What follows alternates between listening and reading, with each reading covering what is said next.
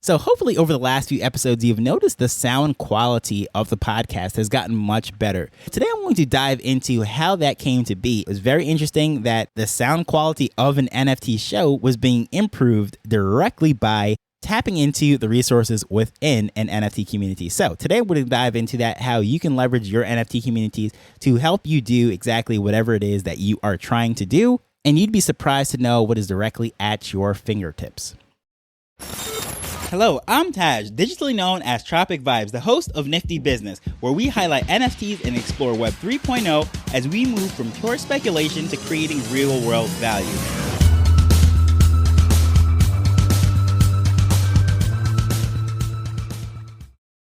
So as many of you know, that I have gone back into Giraffe Towers. That is a creator-centric NFT project. Some very interesting things happen there. So it doesn't matter what area you are. The founder, Gary, is someone I interviewed a few episodes back, and there's some great episodes about that. So I'm not going to dive into all of that. However, I would go into the Discord and I'm speaking to various people because I'm trying to figure out how to connect my Rodecaster Pro 2 directly up to Twitter Spaces so that I can have good sounding and everything. I spent, I think, $30 on the special wire that's supposed to connect up to the iPhone. It does not work. I tried to connect it to an Android phone and it doesn't work. And I'm trying to just do all this stuff. It's very frustrating. I spent money and time on this. I'm looking up YouTube videos and going in Discords, and I just could not figure it out. Even reaching out to Rode and just going back and forth, and the solution just never came up.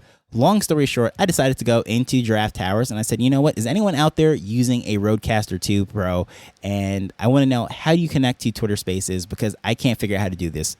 So I reached out to the community that I know that is most likely to also have the same technology and do the same things that I am doing, which is creating content, and would know this answer. Now, within a few minutes, a few people ended up responding. Of course, someone tagged Gary in it saying that Gary does have a Rodecaster. He's all about audio and what have you. Unfortunately, he had a Rodecaster Pro 1, which is the previous model, which in many ways is actually better than the Rodecaster 2, which is the second version, the new updated version, if you will, of that. So his solution for that wasn't able to work for me because it's different hardware. It's set up differently, and in my opinion, like I said, in many ways, it is better than the Rodecaster Pro 2. But that didn't happen. So as far as what am I going to do now, a few minutes after that, a lady by the name of Peggy, so shout out to Peggy, says there is a room getting ready to start over in Clubhouse, and they are all about Rodecaster people, right? So these are creators and people that are using it, and they help people, they answer questions and so forth. I said, hey, sure, why not? I actually had something else on my schedule, but I really wanted to have this problem solved, so I ended up hopping into this room. And would you believe that I hop up on stage? If you're not familiar with Clubhouse, it is very similar to Twitter Spaces, except that there is really no limit to how many people could be on stage. It's a little bit different. The emojis and certain things are not as accessible, or it's not really there on Clubhouse. But anyways, so Clubhouse was the original social audio app, and that's where Twitter Spaces really got its idea from. But go up there, and I was expecting a 30-second little answer and then move on to the next person. But what ended up happening was they quickly told me that, you know what, I think the issue is actually not with the Rodecaster, and it is with Twitter directly, because Twitter defaults to the onboard microphone, meaning that the microphone that's there that you make your phone calls through, it is not really an iPhone problem. It is not an Android problem. It's a Twitter problem. It's the app that is automatically kicking it back to the bad microphone. So your Rodecaster is not connecting. Afterwards, I ended up getting a free tuning session. They're like, how long have you had your Rodecaster? I told them quite a while now, probably about 6 months or so. And I said, oh, okay, you had it for a while. Have you set up all of the things on the inside? I said, no, I just have it set for podcasting and use the defaults. They're like, oh, no, you don't want to do that. They spent about 45 minutes with me fine-tuning the different settings within there, explaining what they're doing, and they're all saying, yep, that sounds good. Stop right there with the dial and so forth. So 45 minutes of being able to just say, okay, yeah, that sounds better. Keep that setting there, move on to the next one. And all of that time, all of that was just absolutely amazing. Of course, needless to say, I am now fans of these people. I follow them. I've joined the club and so forth. So going forward, I will probably be back in that room helping out other people with their Roadcasters. Point of all of this, why is this relevant to you? A lot of the times we have these NFT communities that we say we join because the community is so great. What exactly is great about that community? If they are doing things that you're aligned with, I don't care what your mission is, right? If they're also working on that, I'm pretty sure they have come across many obstacles and difficulties and things that you are also facing. So rather than trying to solve everything with Google or using ChatGPT or now with Bard or Bing or any of these AI assistants, which we are accustomed to doing, that's what we do. We are techies. We are solving these problems on our own. We're used to going out there and just figuring it out. That is what we do. But we often forget that there's other people that we can reach out to. And in our daily lives, we might not have a trusted IRL friend that also shares our tech enthusiasm and their future for all the things that is being built. Or we might not even have anyone in our neighborhood or our towns, or in my case, I'm over here in Jamaica, not too many people I can have these conversations with. However, we have these NFT communities and these access to all these different people that we just don't really tap into all that much. So what I would recommend you do, whatever problem that it is that you are trying to solve, whatever you're trying to build, first and foremost, get into communities with other people like that. I speak about that all the time. Don't really have to pitch that much anyway. But just in case you've never heard me speak about it, how do you find these people? You go on Twitter. By far the first place that I would go on Twitter, hang out with them in spaces, see what they're about, see if they're trying to solve the same problems that you are and like the people vibe, and just hang out with those people. Follow them, connect with them in Discord, connect with them on Twitter. And if you're not a fan of either of those, I don't know really what to tell you. Maybe look for them on LinkedIn or somewhere. But basically, wherever you find those people, get in contact with them, follow them, their content and so forth, engage with them.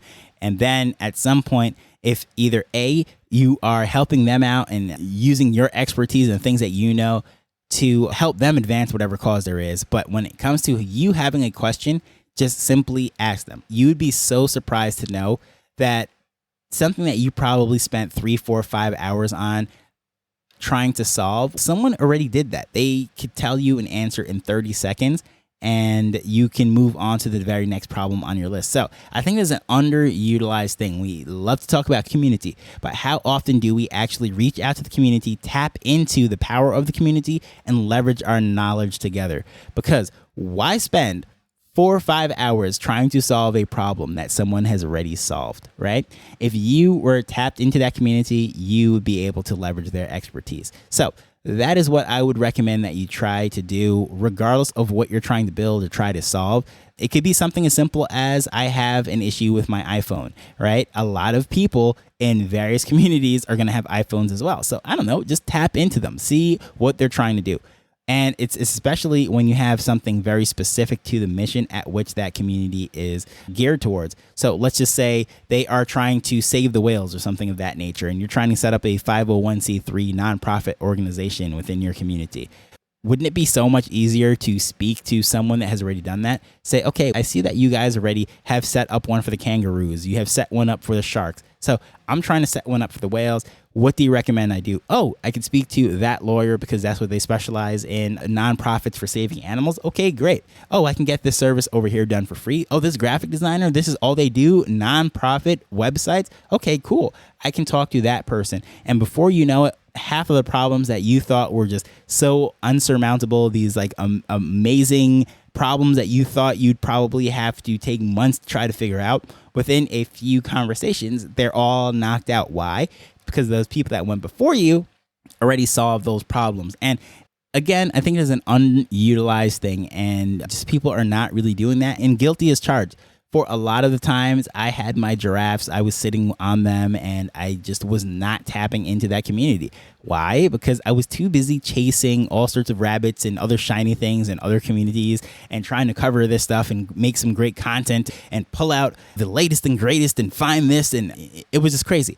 Rather than just saying, okay, you know what? These are the people that I vibe with. These are the people that are doing some amazing things. I want to align myself with them. So why not just get closer to them, have conversations with them, solve problems together, build together. And that's what I would recommend you doing. And that's from personal experience, doing it the wrong way. And now that I'm doing it the right way, and I can definitely say this way is not only more efficient, but is also a lot more rewarding, because now I can go back and say, hey, Peggy, oh man, thank you so much, because you really helped me out. Listen to the audio quality. Actually, I don't even have to say listen to the audio quality. It turns out that she hopped into that room as well, and she heard the audio quality improve. And after I said, oh, thank you so much for that, she said, your audio is so much better now. So that's the type of stuff that I think is awesome, really cool. And there's really no price tag on that for leveraging the community. And that is something that you will not see in the floor price, because someone who's just looking to flip some NFTs might say, hey, you know, nothing's really going on there. However, me just sitting on that, being a part of the community, and now my audio is so much better. And as a podcaster, like, that is just invaluable, right? So how can you bake that into the floor price? You just can't. Whatever it is that you're trying to do, you tap into that community, you leverage that. There is no way you can bake that into the floor price. So I just highly recommend you do that. Love to hear your stories, anything that you are building right now. Please feel free to reach out to me. Maybe it's a community that I'm already in that you might want to get more involved with, or you're just looking for some allies within the space. Please feel free to reach out to me. As usual, I am at Tropic Vibes on Twitter. Contact information is in the show notes. But as usual, I just want to thank you for taking time to listen to this as we're learning and building Web3 together. So until next time, later. The Nifty Business Show is not investment advice. It provides insights and information within the space. As with anything, please do your own research before making a decision whether you're making an investment or a purchase.